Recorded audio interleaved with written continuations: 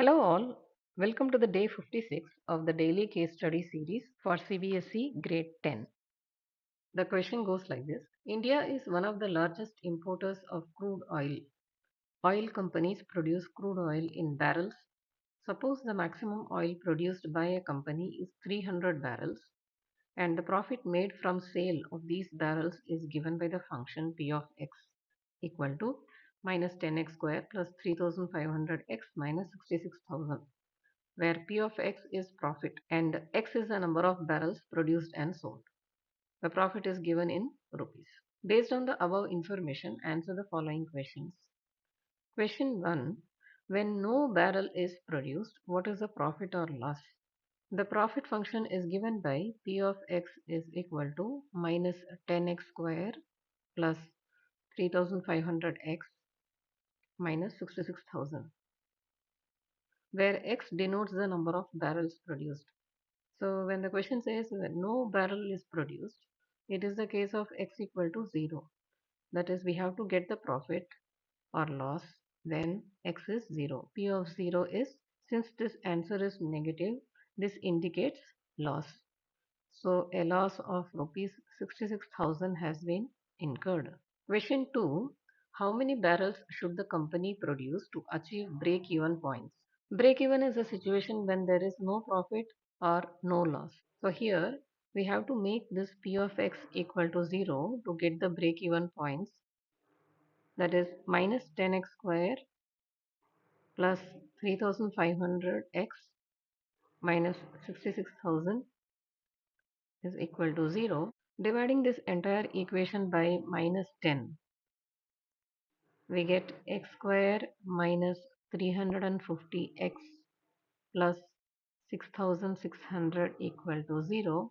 We have to solve for x by splitting the middle term. We take the two factors as minus 330 and minus 20. So the middle term becomes minus 330x minus 20x plus 6600 equal to 0. That is x minus 330 times x minus 20 is equal to 0, which means x equal to 20 and x equal to 330. So the break-even points are 20 barrels and 330 barrels.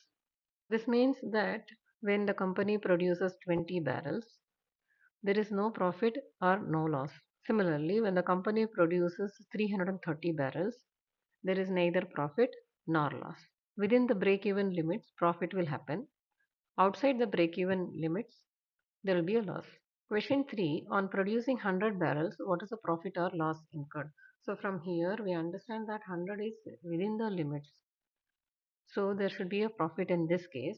P of 100 is minus 10 times 100 square plus 3500 times 100 minus 66,000. On evaluating this, we will get 1,84,000. That is, the profit is rupees 1,84,000 when 100 barrels are produced. Question 4. If the company produces 400 barrels, then is it a profit or loss and by how much? 400 is beyond this break-even limit, so it is a case of a loss.